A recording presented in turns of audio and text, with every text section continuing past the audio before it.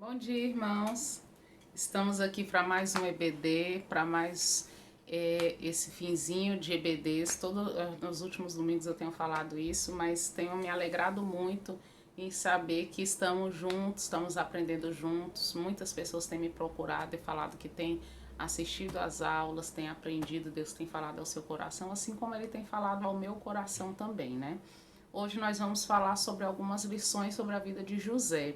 Então pegue sua Bíblia, pegue aí um papelzinho para você anotar alguns pontos que é importante para depois você rever, para depois você reler aí sozinho. E enquanto isso nós vamos orar ao Senhor, pedindo ao Senhor que nos direcione. Senhor Jesus, muito obrigado pela oportunidade de estar falando contigo. Obrigado porque o Senhor é bom e a sua misericórdia dura para sempre. Obrigado por essa nova fase que nossa igreja está vivendo, Senhor, um novo recomeço e que o Senhor tem nos presenteado com isso. Que possamos ser pessoas mais unidas, com o coração mais voltado para Ti, cheio de amor. Fala aos nossos corações essa manhã, é o que te pedimos, em nome de Jesus. Amém. Abra suas Bíblias em Gênesis 37, como o texto é longo, a história não é só um capítulo, eu vou ler alternado alguns versículos de um capítulo, alguns versículos de outro, mas eu vou estar sempre dando a passagem para que os irmãos possam acompanhar comigo. Gênesis 37, 4, nós vamos falar sobre a primeira lição da vida de José, né? A primeira coisa da vida de José. A primeira lição é o mal da inveja, ciúmes e ódio. Gênesis 37, versículo 4, diz o seguinte: seus irmãos perceberam que seu pai o amava mais do que todos os outros filhos e o odiaram-no, tornando-se tão invejosos que não conseguiam mais lhe falar de maneira amigável. A gente conhece a história de José, que José é filho de Jacó, só que Jacó ele teve vários filhos com Lia, e só que teve José, depois de anos conseguiu então ter José com Raquel, que era a mulher que ele amava de verdade. Então José virou aquele filho do coração, aquele filho amado, porque era o filho com a mulher que ele amava. E por ele tratar José dessa maneira tão carinhosa, tão devotada, porque José era o filho da mulher que ele amava, isso gerou nos seus irmãos uma inveja, isso gerou nos seus irmãos uma disputa, um ciúmes, e isso tudo a gente vê nos dias de hoje acontecer. E a gente não comece a pensar que isso só aconteceu naquele tempo ou só acontece na casa do vizinho. Inveja é uma coisa que acontece dentro da nossa casa e na maioria das vezes com a gente. E eu não estou dizendo de outra pessoa ter inveja de você, eu estou falando de você ter inveja de outra pessoa. E quando eu estava pesquisando sobre essa questão da vida de José e sobre essa inveja que os irmãos dele sentiam dele, algumas coisas me chamaram a atenção. A primeira delas é que a inveja dos irmãos, os irmãos dele foram criados segundo os preceitos bíblicos, até porque Jacó era um homem que era temente a Deus, então ele criou seus filhos dentro dos preceitos de Deus. Então não eram pessoas descrentes, porque quando a gente fala de inveja, a gente quer falar muito que isso acontece no mundo secular. Mas essa inveja tratada aqui e nos textos que nós vamos ler são invejas relacionadas a pessoas cristãs, a pessoas que têm Deus no seu coração. São invejas relacionadas a pessoas como eu e você. E aí o que acontece? Por conta dessa inveja, os irmãos dele venderam ele como escravo. Olha só o efeito em cadeia que a inveja causa. Por conta dessa inveja, eles sujaram a túnica de José com sangue e foram lá e mentiram pro pai dele, enganaram o pai dele dizendo que ele tinha morrido, né? Você vai vendo ali um efeito dominó causado pela inveja. A inveja nunca vem só. Ela começa de um jeito e ela dá sempre lugar a coisas mais terríveis. Abra sua Bíblia comigo em Tiago 3,16. Abra aí em Tiago 3,16. tanto o texto de Tiago, quanto o texto de Pedro, quanto o texto de Gálatas, da carta de Paulo aos Gálatas, todos esses textos foram escritos para o povo cristão. Isso não é escrito para descrente. Então vamos ver o que esses homens de Deus, inspirados pelo Espírito Santo de Deus, está falando para nós, eu e você nesta manhã. Tiago 3,16 diz assim: pois onde existe inveja e rivalidade, aí há confusão e todo tipo de atitude maléfica. Preste atenção, onde tem inveja e rivalidade, aí há confusão e todo tipo de atitude maléfica. Agora você pode estar pensando comigo assim: ah, mas eu não tenho inveja do meu irmão, não tenho inveja, não. Aí a gente vai começar a puxar pela memória.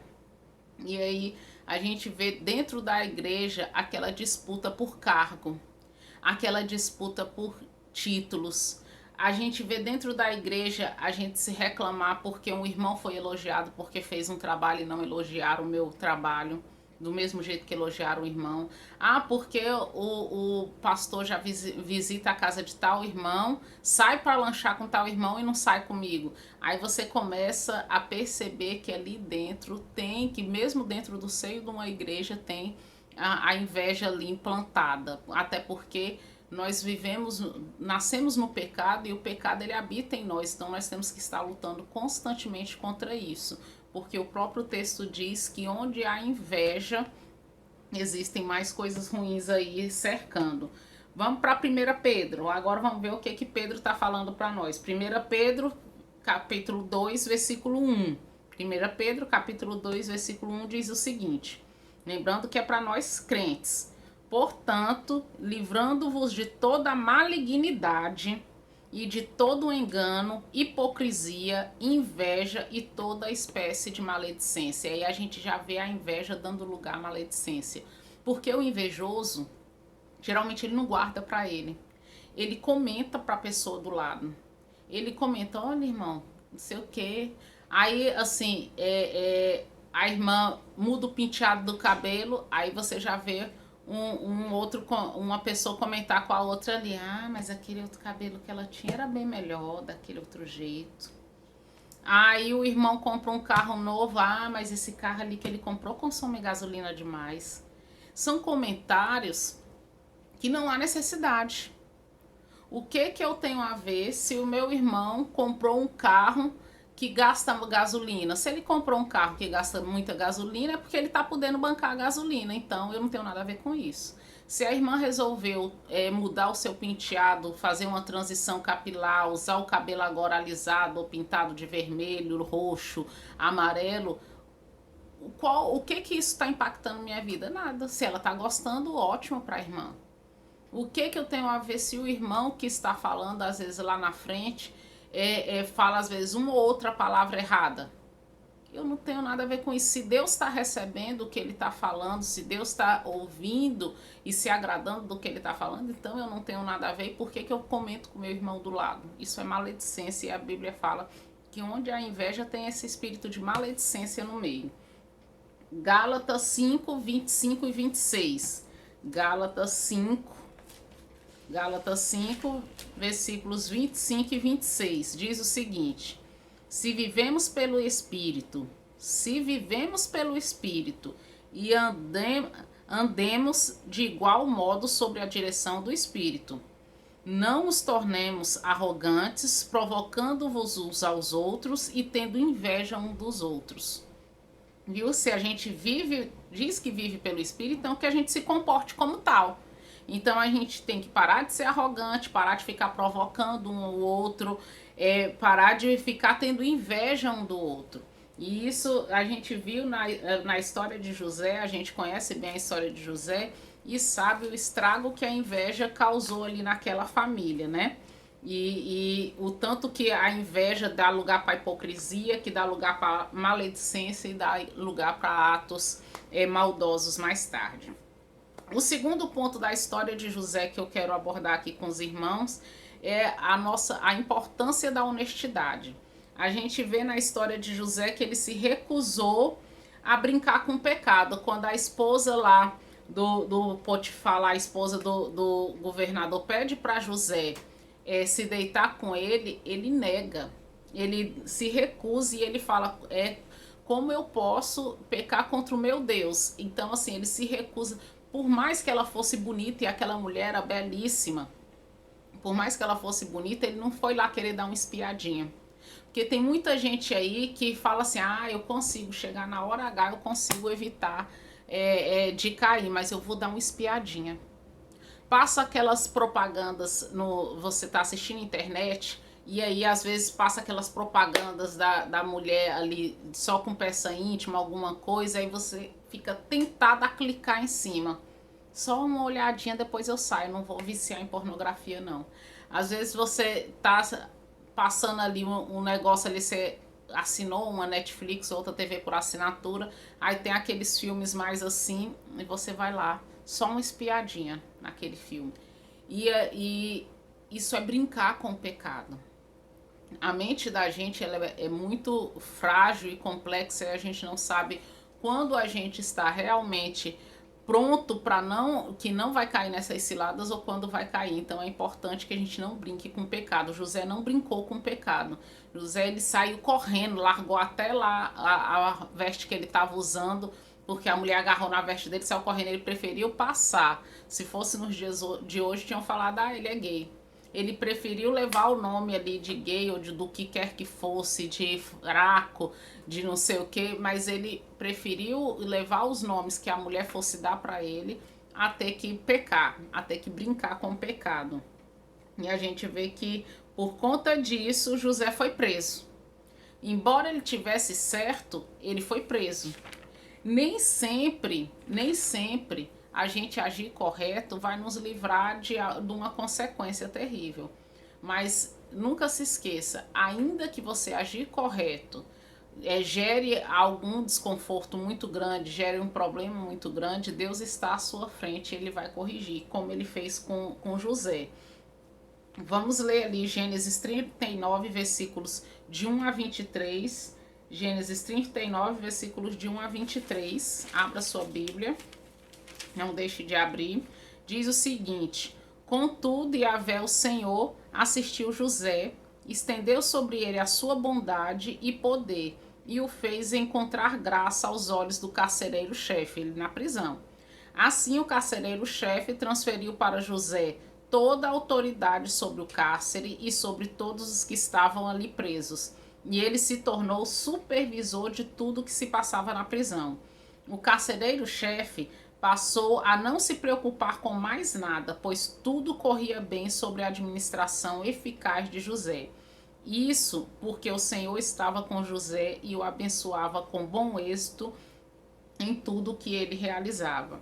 José não ficou se amaldiçoando porque foi preso, não ficou se reclamando porque foi preso. Senhor, eu fiz a coisa certa e aí o Senhor deixou eu vir para a cadeia. Ele não fez isso. O que José fez? Ele pegou a situação que ele tem, é essa situação que eu tenho, eu estou preso, é isso que eu tenho para hoje, então eu vou fazer o meu melhor aonde eu estou. Ele estava preso e fez o seu melhor na prisão. E por ele ter feito o seu melhor na prisão, ele se transformou no administrador da prisão. Era ele que comandava ali tudinho. E aí as coisas já não eram tão ruins para ele dentro da prisão, porque agora ele era o homem de confiança do carcereiro. E aí você vê que foi gradativo. José não saiu de escravo e já chegou a governador do Egito. Não, ele foi gradativo, passo a passo. Muitas coisas aconteceram, muitos anos se passaram. Então você para e pensa, como está a tua vida hoje? Você pode estar dizendo assim, eu estou mergulhado em dívidas, meu casamento está ruindo, meu filho está mergulhado nas drogas, muitas coisas estão acontecendo, a igreja não está bem do jeito que eu queria que tivesse, muita confusão está acontecendo, mas tudo isso faz parte da nossa vida, coisas boas e coisas ruins acontecem, mas faz parte de um processo. O que vai diferenciar você de uma pessoa vencedora é a atitude que você vai tomar. José escolheu, diante da prisão, fazer o melhor dele dentro da prisão. E aí logo ele estava sendo promovido dentro da prisão. Diante da situação que hoje você está vivendo, você está dando o seu melhor? Eu vejo muitas vezes dentro de um casamento, o cônjuge não está tendo atitudes corretas com o outro. Em vez de o outro se colocar aos pés do Senhor e orar pela vida dele, ele fala, então agora também eu não vou mais fazer isso para ele. Quando a mulher fala, eu não vou mais cozinhar para ele, ele que cozinha. Não vou mais lavar a roupa dele. Você está dando o seu melhor nesse relacionamento para que Deus o restaure? Se você não está dando o seu melhor, se você não está fazendo o seu melhor, não está também pedindo ao Senhor que possa estar tocando no seu relacionamento, no seu casamento, na sua família, então como que você quer que melhore? Se você quer que coisas diferentes aconteçam na sua vida, você precisa ter atitudes diferentes. E José teve uma atitude diferente diante da prisão. Ele não se comportou como um prisioneiro. Ele se comportou como alguém que era livre e que estava ali de passagem. E por isso ele foi colocado como administrador dali de onde ele estava, da prisão. E Deus o honrou. Gênesis 41, 40. Gênesis 41, 40 diz o seguinte, já dizendo aqui para José, tu serás o administrador. José já tinha saído da prisão, depois que ele interpreta o sonho, né, do governador do Egito ali, quando ele interpreta o sonho do faraó, aí faraó diz para ele, tu serás o administrador do meu palácio, e todo o meu povo se conformará às tuas ordens, só no trono te precederei. Você está entendendo? José, ele não se comportou como um escravo quando estava na prisão. Ele não ficou se lamentando, não ficou se murmurando. Ele agiu como alguém que era livre e que aquela situação fazia parte do cotidiano da vida. E aí ele deu o melhor dele onde ele estava, nas condições que ele tinha. Eu sempre falo para minhas filhas, eu sempre falei na IBD, que capricho é dar o seu melhor nas condições que você tem, enquanto você não tem condições melhores de dar melhor ainda. E José agiu com capricho na prisão. E por ele ter agido com capricho na prisão, Deus o usou para interpretar o sonho de Faraó. E por ele ter sido usado, Faraó coloca ele agora como administrador de todo o Egito. E o próprio Faraó fala para ele, eu só sou maior que você no trono. Fora isso, todas as outras coisas estão debaixo da sua lei. Olha que interessante, de escravo a governador do Egito. Foi de um dia para o outro? Não. Existia um processo. Existia um processo porque precisava do amadurecimento de José. Deus precisava trabalhar alguns pontos na vida de José que eram relevantes, que eram importantes para a vida dele. Talvez você esteja falando, mas está demorando tanto minha bênção chegar. É porque Deus está trabalhando em você. Existem pontos em você que ainda precisa de ser mudado, que ainda precisa ser transformado. E Deus não vai fazer chegar em você uma bênção você estando imaturo para receber a bênção. Porque bênção na mão de quem não está pronto é maldição. Às vezes a pessoa pede, eu quero um carro. Aí Deus dá um carro para a pessoa de presente. Deus abre as portas e a pessoa compra o carro. Só que ela não está pronta para receber aquele carro. Mas ela pediu tanto, não quis saber do tempo de Deus e foi tanto, fez tudo e conseguiu o carro. Aí o que acontece? Essa pessoa começa a atravessar sinal vermelho, começa a infringir as leis, a andar 100 por hora. Daqui a pouco está cometendo acidente de trânsito, matando gente ou se matando. Então, a gente tem que pensar que às vezes a gente está imaturo para receber aquela bênção. E Deus está trabalhando essa questão da maturidade na gente, questão da sabedoria e outros tantos quesitos que a gente precisa ser mudado para estar pronto para receber as bênçãos de Deus. O terceiro ponto na vida de José é o perdão. O perdão, ele tem poder para restaurar. Gênesis 45, versículos 4 e 5. Gênesis 45, versículos 4 e 5.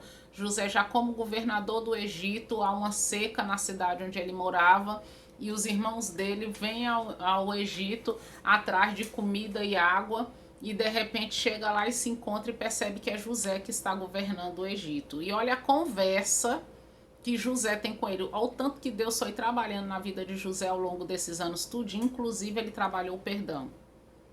Versículo 4. Então disse José aos seus irmãos, aproximai-vos de mim, e eles se aproximaram, e esclareceu, eu sou José, vosso irmão, que vendestes para o Egito. Mas agora não vos entristeçais, nem vos amedronteis, por me terdes vendido para cá, porque foi para preservar as vossas vidas que Deus me enviou adiante de vós. Você vê que o José começa a perceber que tudo tinha a mão de Deus ali. Que o mal que fizeram para ele, Deus transformou em bem. E de repente Deus usou este mesmo mal que fizeram com José, para lá na frente o José poder devolver em bênção para a vida da família dele. Olha a frase final dele.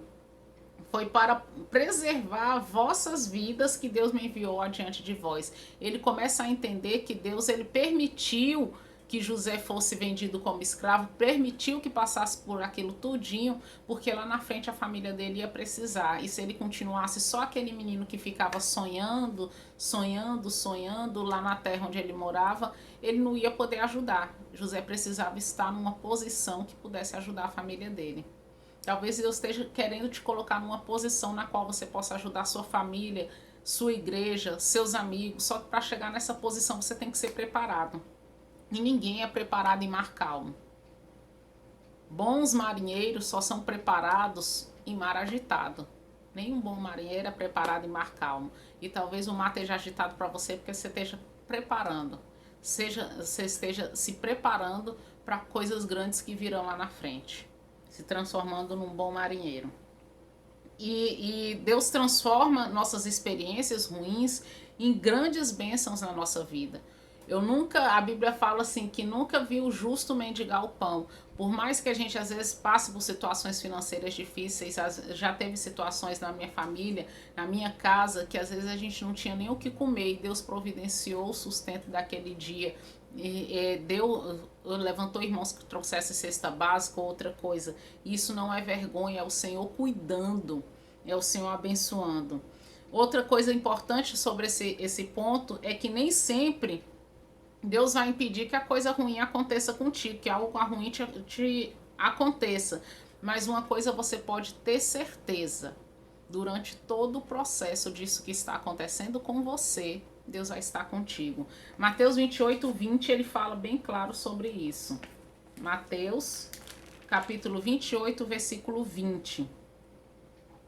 Ensinando-vos a obedecer a tudo quanto vos tem ordenado. E aí vem a promessa, e assim ele diz: eu estarei permanentemente convosco até o fim dos tempos. Permanentemente, eu estarei para sempre com você até o fim dos tempos.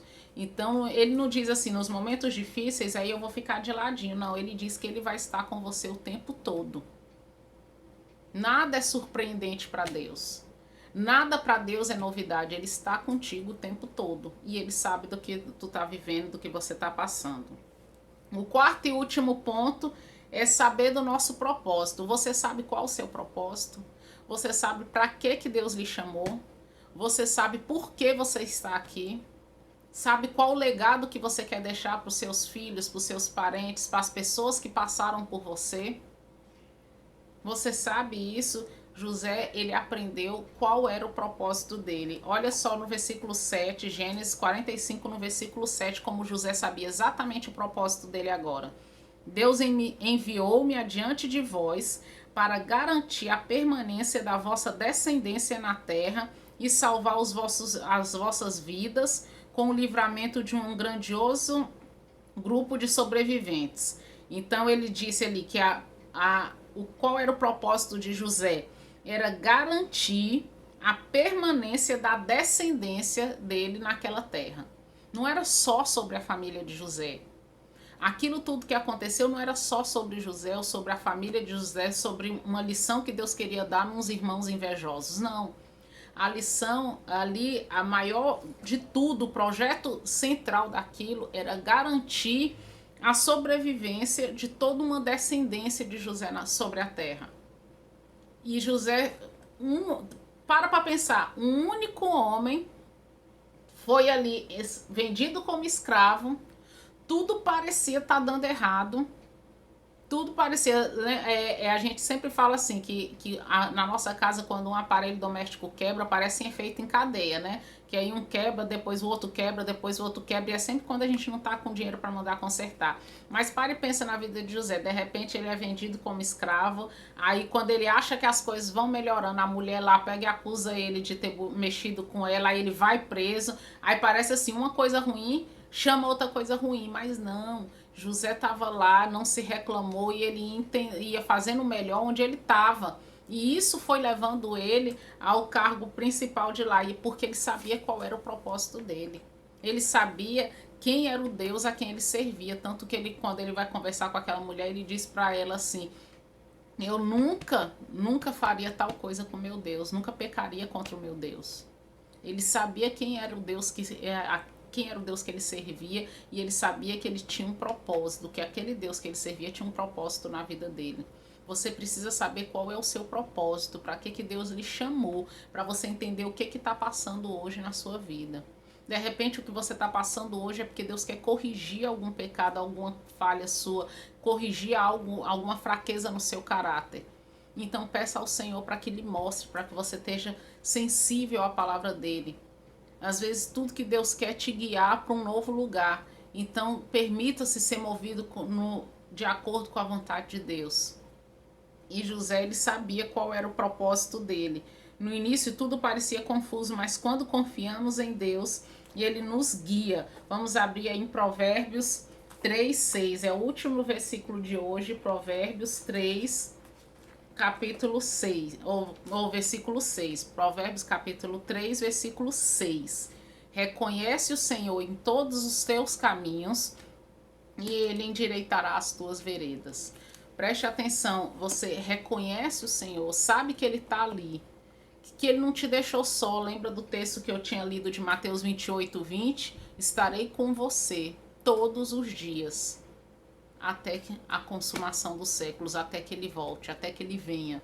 Ele estaria com a gente. Então, se a gente reconhece que ele está presente em todos os momentos da nossa vida, que ele não nos abandonou, que embora os tempos sejam difíceis, embora as coisas estejam difíceis, possa estar difícil na sua casa, possa estar difícil na sua vida, Deus não te abandonou. Se você reconhece que o Senhor está ali do seu lado e você entrega a direção da sua vida a Deus, aí ele fala: eu vou endireitar as tuas veredas. Aqueles caminhos tortuosos, aqueles momentos mais difíceis, eu vou estar transformando isso em coisa mais leve para você, vou estar endireitando isso tudo para você. Vou fazer com que seu coração saia todo esse peso, essa angústia que está dentro dele. E vou transformar isso tudo em bênção. Em bênção. E mais na frente um pouco, você vai ser que nem José. Você vai abençoar sua família, você vai abençoar os seus amigos e vai abençoar a sua geração. Sua geração, o testemunho do que hoje você vive abençoa uma geração futura todinha. Serve de bênção para outras pessoas. Então não se entristeça diante da situação que estamos vivendo hoje, que você está vivendo hoje. Procure perguntar para Deus qual é o propósito seu, o que ele quer te ensinar, qual o caminho que você deve trilhar. Clame a ele, esteja mais aos pés dele, busque a ele, faça como José, aprenda com José, dê o seu melhor, mesmo que você esteja preso em alguma situação, dê o seu melhor nessa situação onde você está, para que Deus te honre na situação que você está e te honre mais na frente também. E Deus não tarda, gente. A gente pode falar, Deus tarda, mas não falha. Não, Deus não tarda. Se ele ainda não agiu, se você acha que ele ainda não agiu no seu problema, não agiu na sua vida, que está demorando demais a passar, esqueça isso. Isso não é de Deus. Ele não tarda, ele só está trabalhando em você. E toda promessa, tudo que ele fala aqui na palavra de Deus, passa pelo teste do tempo. Tudo. José teve vários anos até chegar governador do Egito. Moisés foi 40 anos em treinamento, depois mais 40 anos no deserto até o povo chegar na terra prometida. Toda promessa passa pelo teste do tempo. Jó, quando perdeu tudo, família, filhos, tudo, até a saúde dele, não foi de um dia para o outro que foi restaurado. Passou pelo teste do tempo, até Deus trabalhar tudo que precisava trabalhar na vida de Jó. E Jó era um homem íntegro. Então, busque ao Senhor. todos esses homens, no momento de dificuldade, buscaram ao Senhor. Eram homens como você e eu, mas eles buscaram ao Senhor. E por isso foram bem-sucedidos na sua empreitada, foram bem-sucedidos nos seus momentos difíceis. Não foi fácil para nenhum deles, assim como não é fácil para nenhum de nós. Mas a diferença é que eles buscaram o Senhor. Será que você está buscando o suficiente para que o Senhor fale logo para você o que Ele precisa falar, trate logo de você o que precisa tratar, para que você saia disso e aproveite o mar calmo, e aproveite a bonança, aproveite o oásis, porque ele vai chegar. Nada dura para sempre, nem tempo ruim, nem tempo bom dura para sempre. A vida está sempre em constante mudança, nenhum dia é igual ao outro. Se hoje está assim, amanhã é uma bênção. E eu aprendi nesse tempo de isolamento viver um dia de cada vez.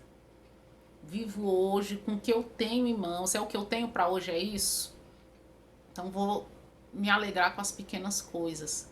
Cada pequeno gesto, com um sorriso que deram para mim, às vezes com uma mensagem de um emoji, de um bonequinho. Ontem eu estava falando com a minha irmã que eu tenho aprendido a me alegrar, às vezes com um bonequinho de um emoji que mandam para mim pelo WhatsApp, que tem uma significância tão grande, tão relevante. Geralmente no nosso dia a dia a gente olha assim e passa desapercebido, mas eu tenho aprendido a me alegrar até com aquelas carinhas quando mandam para mim, porque ela tem um significado. Então Deus tem me mostrado assim, valorizar o pouco, para quando chegar o muito eu saber dar valor também. E Ele fala isso para você também.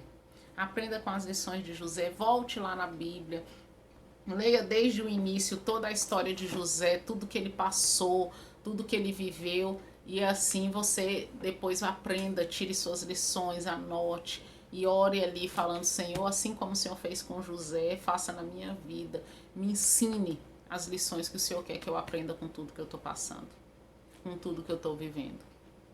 Se aproxime de Deus, Ele se aproximará de você. Vamos orar. Senhor Jesus, muito obrigado por essa palavra, obrigado porque o Senhor tem falado aos nossos corações, obrigado porque o Senhor é um Deus que não nos abandona, não nos deixa, Senhor, em silêncio, Senhor, sem a sua presença. Obrigado porque o Senhor fala, Senhor, cada vez que a gente pede que o Senhor fale ao nosso coração, o Senhor fala. Cada vez que a gente pede que o Senhor conforte o nosso coração, o Senhor conforta. Cada vez que a gente demonstra que confia na sua palavra, o Senhor é um Deus que está aqui tratando os nossos corações, nos fazendo aprender, consolando, nos fortificando. E obrigado por isso.